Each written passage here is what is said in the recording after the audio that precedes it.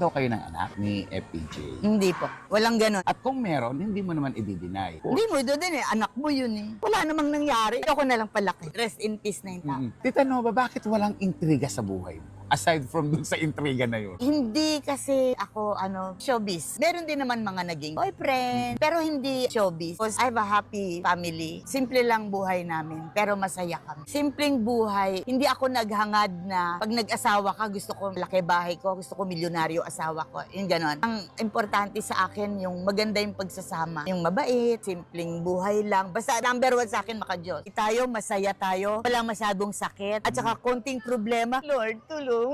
Because nakakonect ka lagi. Pag lagi ka nakakonect sa Kanya, ay talaga lahat ng sabi. At saka ginagawa ko talaga ang mga utos niya. Lahat ng nasa Bible, ito pala ayaw niya ito. Ito pala dapat ganito, ganito. Gaganda yung buhay mo, gaganda yung personality mo. Mag-glow ang personality mo, ang mukha mo mag-glow. It's because ang Diyos hindi matanda. Lagi siyang maganda ang kalooban. Pag maganda kalooban, it radiates. Kaya ako always naka-smile. Akala ko nga luka-luka ako eh.